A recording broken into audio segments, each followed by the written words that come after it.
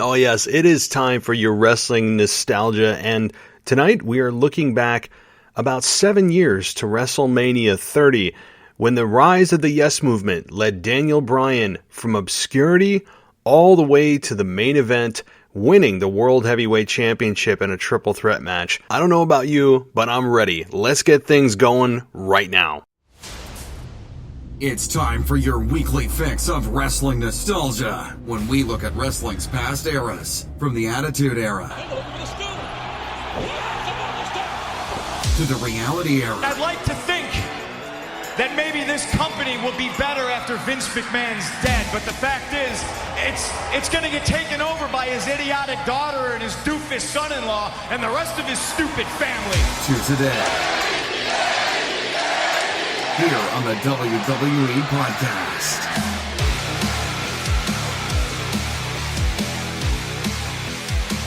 Hey everybody, welcome to Wrestling Nostalgia here on the WWE Podcast. It's going to be a fun one tonight. We're not going back very far. 7 years to WrestleMania 30. And I say it's not very far, but when I bring up WrestleMania 30 and you realize it's 7 years ago, that's a different perspective. Because, yes, there are a lot of nostalgia shows that I look back 15, 20 years in some cases, and tonight it's only 7, but it's WrestleMania 30, which was 7 years ago. That is really the crazy part to me, is that the whole Daniel Bryan story was 7 years ago.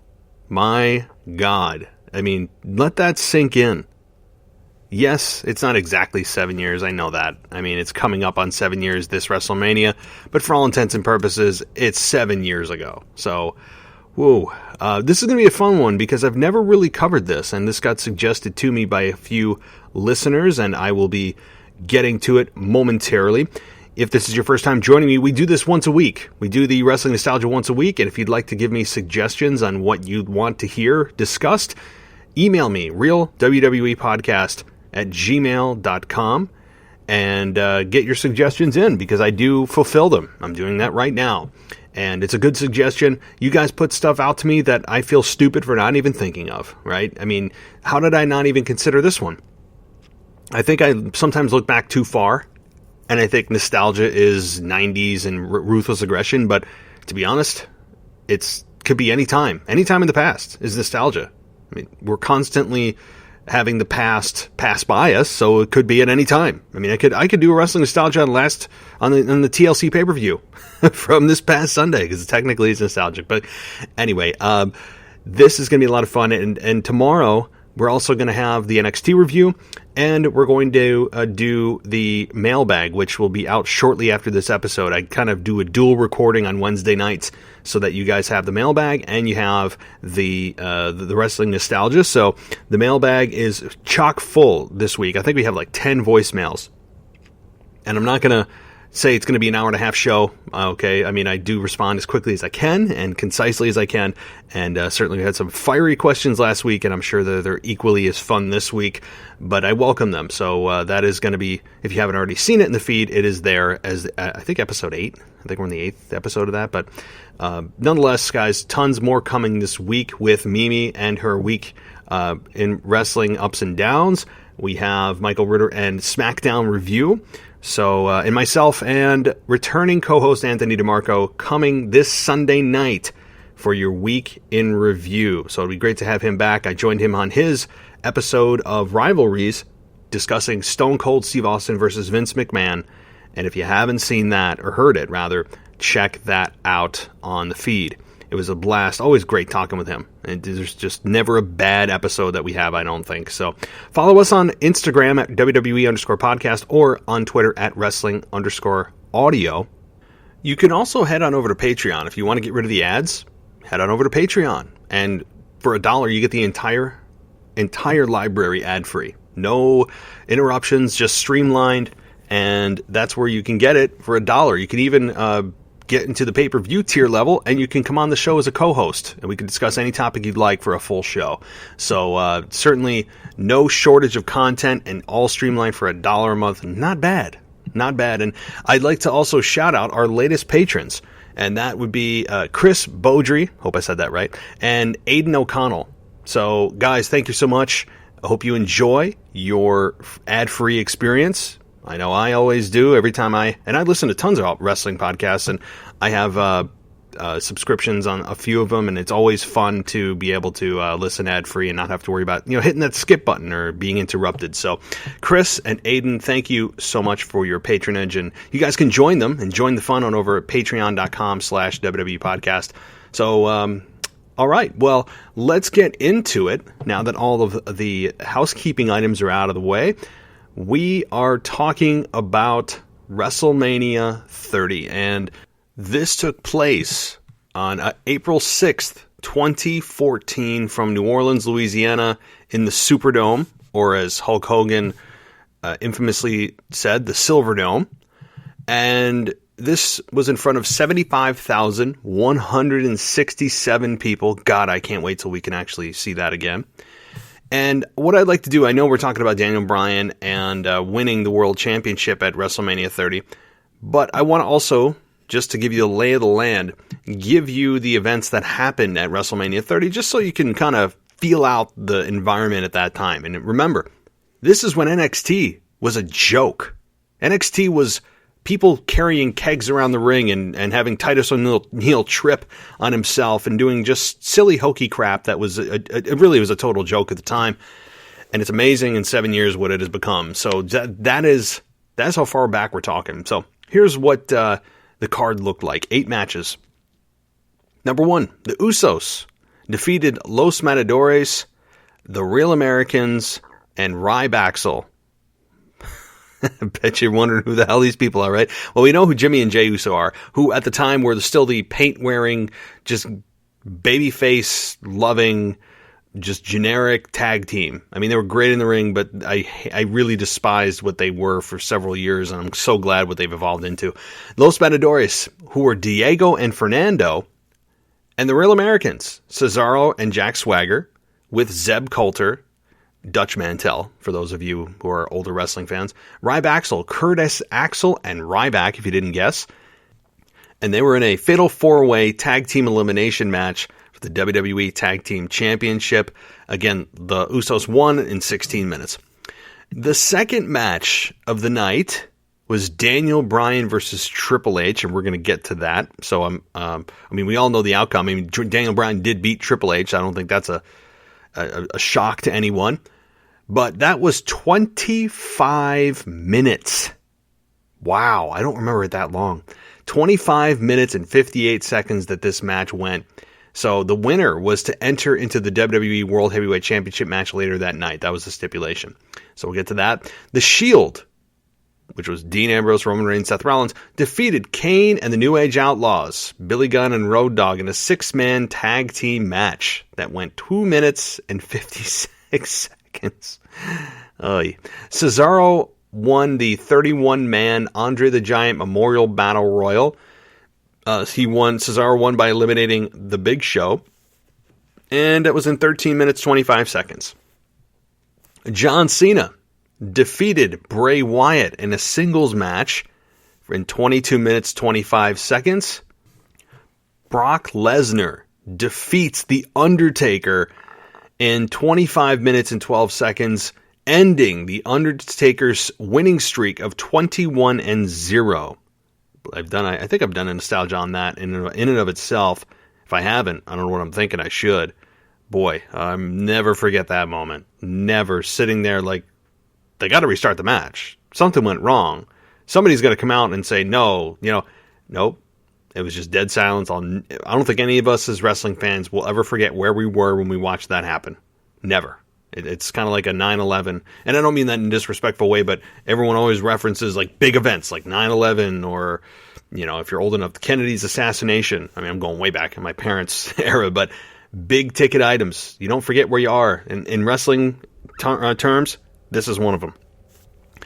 AJ Lee defeats Asuka, Alicia Fox, Brie Bella, Cameron, Emma, Eva Marie, Layla, Naomi, Natalia, Nikki Bella, Rosa Mendes, Summer Rae, and Tamina Snuka.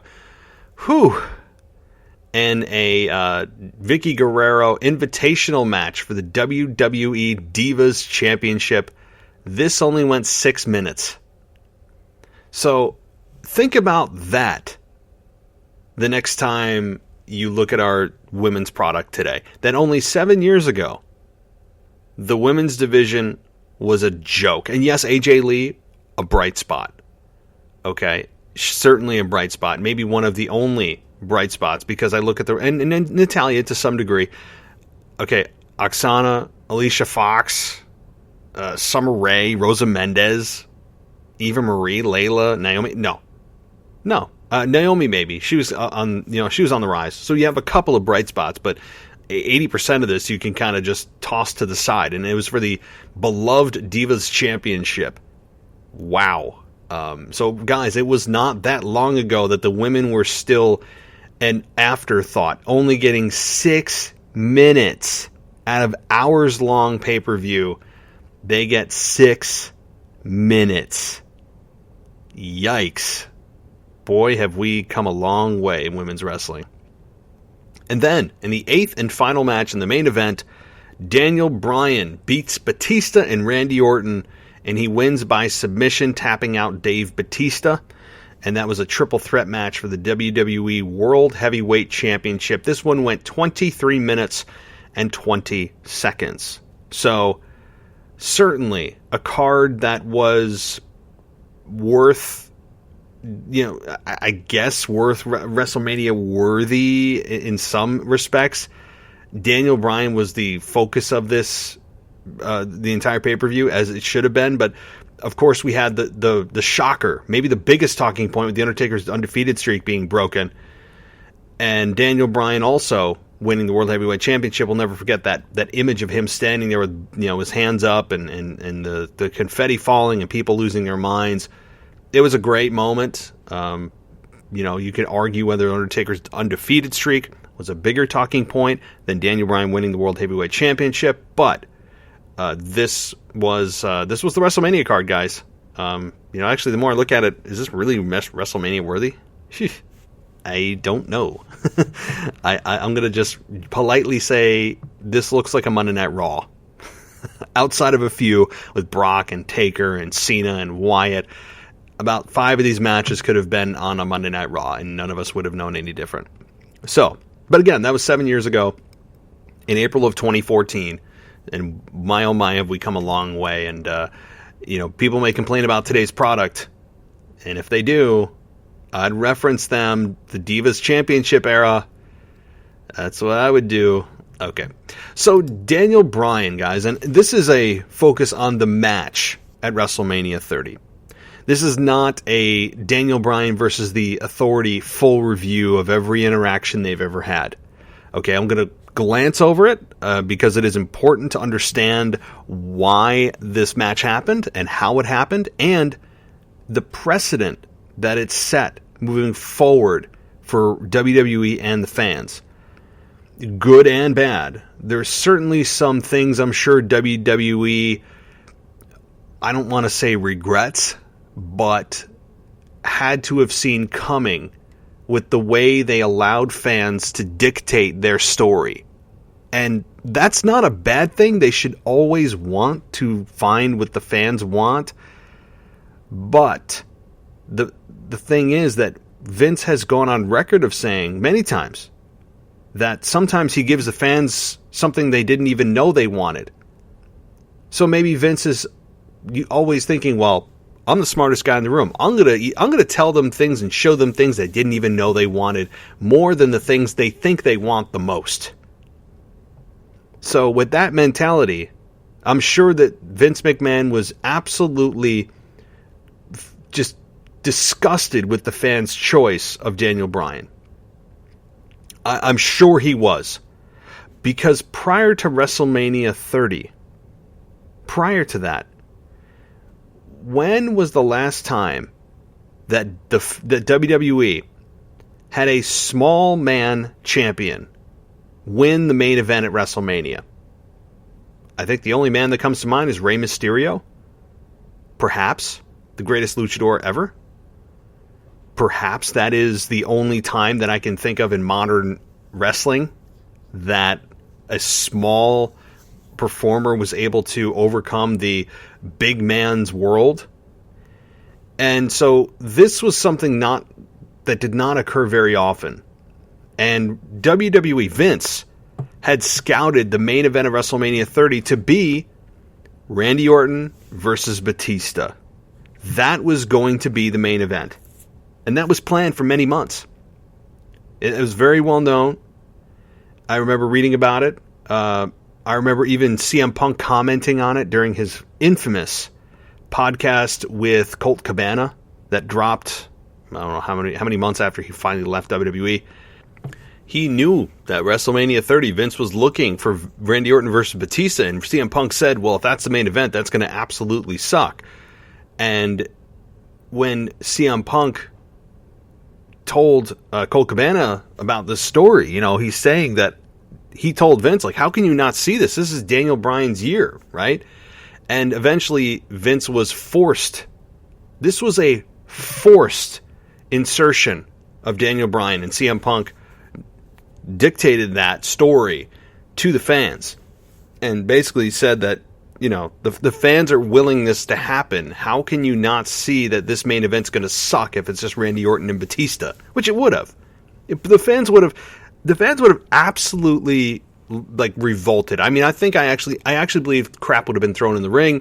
People would have left their seats if Daniel Bryan had lost the match to Triple H earlier in that night. I don't even have really doubts about that. So we have a main event that was forced by Vince, and knowing Vince the way that, I'm not going to say the way I do because I don't know him, but everything I've gathered over the last, 25 years almost I've been watching wrestling, that this had to have burned and torched his backside, because that Randy Orton Batista is such a Vince McMahon main event, isn't it? And Daniel Bryan, in his eyes, has no business in this type of environment, in this setting. That's what he's thinking. It. I don't even need to have it confirmed. As fans, we don't need someone to actually call Vince on the phone and ask him outright. We know that Vince would actually, inside his brain, be cringing at the fact that the fans chose Daniel Bryan. What are they seeing him? That's true. And the whole yes movement really was, it was about the hand signal, yes, yes, yes, which actually started, was it the WrestleMania before, when he was heel with AJ Lee and he was facing Sheamus and he was coming out to the ring doing yes, yes, yes, and doing that in an obnoxious way that actually caught on and became the new what?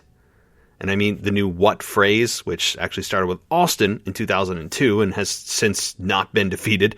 But the yes movement, the yes chants, have not stopped. It's a thing that will never stop. It is for eternity, I believe, that yes chants will continue, because they can be applied to so many different settings, promos, and things like that. So the point I'm making, though, is that the yes movement started really there. The misbookings of Daniel Bryan, him being fired for choking out Justin Roberts when he was part of the Nexus, which, if you don't forget or don't remember, he was actually a part of the Nexus originally. He actually got fired by WWE for choking Justin Roberts, I believe it was with his own tie, and Shawn Michaels was instrumental in bringing him back.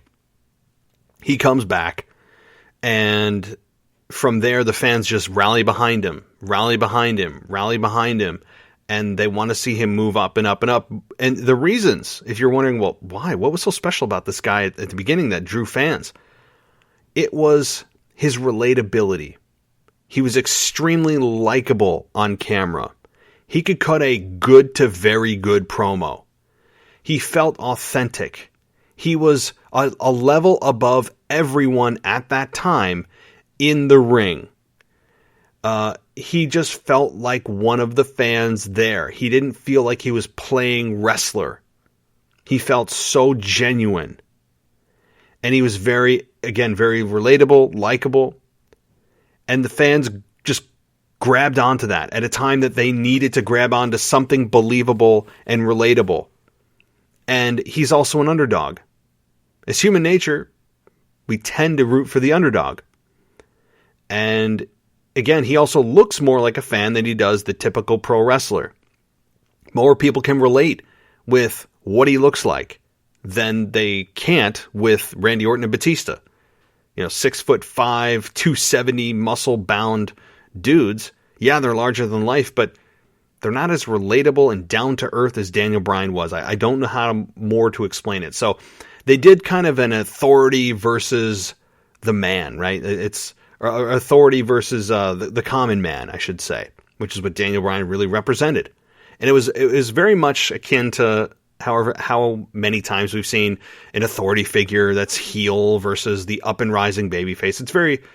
It's a tried and true formula, but it is kind of one that's been overdone a lot over the last 15 years, up until the demolishment of the general manager position, until Adam Pearce just magically came along. But yes, it was a very tired formula, but it was one that was refreshing because Daniel Bryan himself was so refreshing. And the Authority were exactly what they were. They were truly the Authority on screen and behind. So the truth there was also driving the fans to cheer for Daniel Bryan. The fans knew that the way they treated Daniel Bryan, and creatively especially, that they didn't have any true plans to have him move up and be in the main event. There were no plans for this. None. Stephanie McMahon even called Daniel Bryan a B-plus player because I think they truly believed it. There's a lot of truth there. I think that they really believed that. That wasn't just a slogan. So you'll notice a theme here. A lot of the things I'm talking about in creative and what they showed on screen in promos was based in a lot of truth. The Authority, real on-air figures, authority figures, and behind-the-scene authority figures. The B-plus promo from Stephanie McMahon, you can pretty much bank they were thinking that when they see him, great hand, he can work with anybody, B-plus guy. That's probably an actual conversation. You feel it as a person. Like as a human, we can kind of sense these things, and I don't know, maybe I'm just overstepping my bounds here, but that's how I felt. So Daniel Bryan is the perfect guy to go against the Authority. He gets the fans rallied behind him. He starts the yes chants. I remember he had a yes overtake Raw, like where a hostage situation. I don't know if that's the right phraseology, but he had a whole bunch of fans in the ring holding Raw hostage and demanding that Triple H face him at WrestleMania. And if he wins, he goes into the main event. So he had to bypass Triple H to get to the main event. Now, if you remember, Daniel Bryan was actually champion earlier in the year. He won the WWE Championship actually twice during the summer, albeit briefly. Orton cashed in his Money in the Bank contract on Daniel Bryan at SummerSlam with the helping hand of Triple H. And Daniel Bryan was forced to vacate the title after beating Orton at Night of Champions. So there were a couple of times that the Authority screwed him out of the championship, and that led to the even more support behind Daniel Bryan, which at that point they kind of understood that once they start to screw him very visually on screen, take the championship from him and just say you had to vacate it, have Orton come out and do what he did, cashing in the Money in the Bank, then you're off to the races. I think by SummerSlam they had kind of realized that this is going to be a WrestleMania story that we're going to start telling now in August. And that's when I think they kind of came to terms, and Vince came to terms that that's what is going to happen. And, the rest is history, of course. We had Daniel Bryan beat Triple H in what I do recall was a pretty good match. Very predictable outcome, but one that did it really need to happen? I guess, I always wondered, did that match even need to happen? Sure. To have Triple H on the card, he's a name.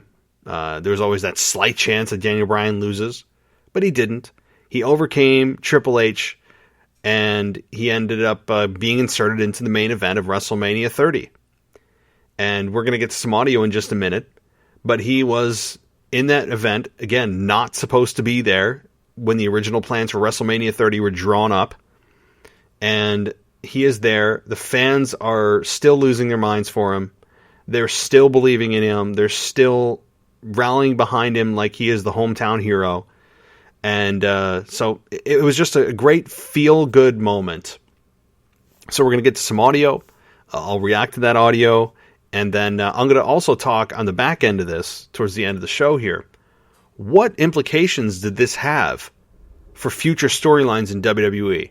You know, what precedent did this set for fans and for WWE moving forward? Both good and bad, as I said, so I really want to discuss that. But first, let's get to some audio from that match, and we'll talk about it in real time here.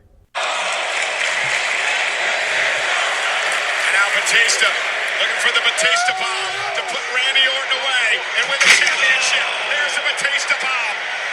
Daniel Bryan, Nina Batista, Nina Batista, Nina Batista. Come on, Bryan, come on, Bryan. Yes, Lord. Come on, Daniel. Come on, Daniel. Tap out Batista. Tap out Batista. Tap out Batista. No way. Batista's gonna tap. Batista's gonna tap. He did it. He did it. You gotta be kidding me. The Miracle King. The Miracle King. A miracle on Bourbon Street.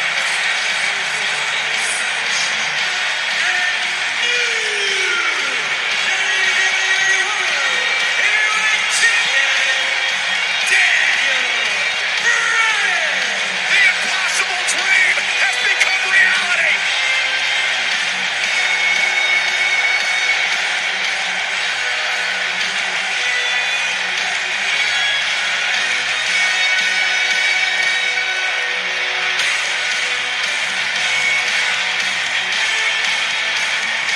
Did anyone expect this?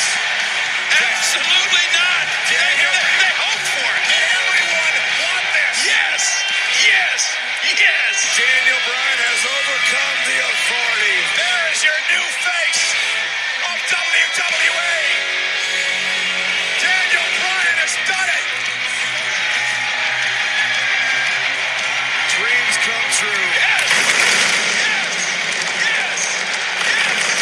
Yes. So throughout that match, and I did pick the ending of the match, but really throughout that entire match, Daniel Bryan wasn't a huge factor where the reason I say that is because Randy Orton and Batista were both trying to kind of shove him away. They were both trying to just fight one another and, pretend that Bryan isn't really a part of this match.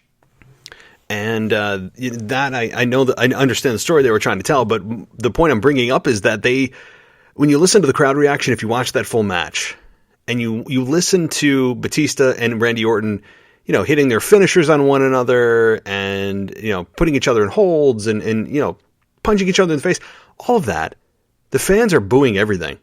I mean, everything that they do, they're booing or not reacting or not caring about Batista and Randy Orton, what they do to one another. I mean, it's all about Daniel Bryan. They were even chanting Daniel Bryan when there was a segment of the match where Daniel Bryan was on the outside of the ring and Randy Orton and Batista were just the ones left in there, and they're, hitting bombs on one another and all that stuff. And the fans are just chanting for Daniel Bryan the entire time, completely ignoring the fact that there's, two megastars in the ring. It was just so telling about where Daniel Bryan stood in the minds of fans at this time. It was genius in terms of the psychology of this match, and really the execution was good too. I mean, I really have no problem with the way that Daniel Bryan won, coming in after Batista hit a Batista bomb on Randy Orton. Randy Orton rolls out of the ring, but then Daniel Bryan hits the running knee on Batista and puts him in the yes lock to capture the championship. I mean, just imagine if Daniel Bryan wasn't in this main event. You talk about CM Punk was right. This match would have been a disaster. The fans would have crapped all over it. Almost as bad as they crapped all over Roman Reigns and Triple H the following year. So this was certainly a moment for Daniel Bryan, the fans, and I got goosebumps just watching fans there. you forget how much fans really mean until you watch 70,000 of them go nuts and what it does for pro wrestling, especially pro wrestling. When everything's built off crowd reaction and the fans are there, and my God, just watch it. Go watch it. Give goosebumps to yourself. Go watch the main event of WrestleMania 30 and take a listen, or just watch the very beginning of WrestleMania 30 when you had Hogan, Rock, and Austin come out. I mean, I was just watching that as well prior to this show. So, again, amazing moment for Daniel Bryan, and the story was very simple to follow. That's also key. You don't overthink this. You don't overbook it. You just do what makes sense. And what made sense there was to give the strap to Daniel Bryan and let him go crazy with it and let the fans go crazy. And boy, did they. And the Miracle on Bourbon Street, Michael Cole's line that I'm sure he thought of beforehand, and that's fine. He was trying to stamp that moment with a phrase, and that certainly fits. A Miracle on Bourbon Street. They're in New Orleans. Fine. The Miracle Kid. Okay. That certainly worked. I'd forgotten actually that he said that, but it was that, and they were phrasing it as a overcoming of the man, overcoming of the authority. Very, very tried and true formula, as I said. So now, what does this mean moving forward? What has it meant? I think more accurately of a question, what has it meant since WrestleMania 30?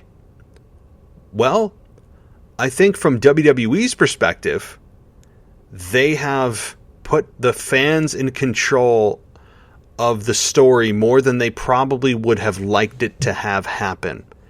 They have set the precedent to fans, given what Daniel Bryan was able to achieve simply and solely because of massive fan support, that whenever fans don't feel like they are booking the right person the right way, they should vocalize it. And the more people that get behind it, it'll send a message to WWE to change what they're doing.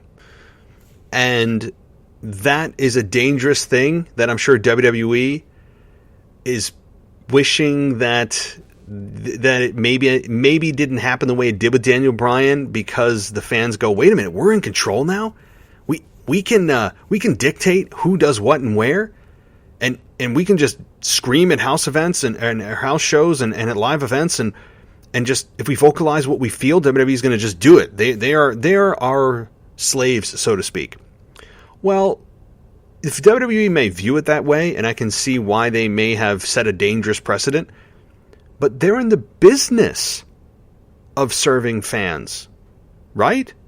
They're in the business of giving fans what they want. They always tell us that. That's what they say. Vince says it every time he's on a podcast, that we give people what they want. But they also have a second master to please, and now those are the sponsors and the networks that are the ones really generating the mass amounts of money. Yes, the fans do, with merchandise and subscriptions and ticket sales. But the real money comes from the networks and the sponsorships. Take a look at the Fox deal. $1 billion deal. Guaranteed $1 billion. They don't even have the fans involved in that, and they already have $1 billion in their pocket. So when they have multiple masters to serve, fans don't always come first. Fans do not always come first. Plus you have creative who are usually worried about what Vince thinks and writing for Vince rather than writing for the fans.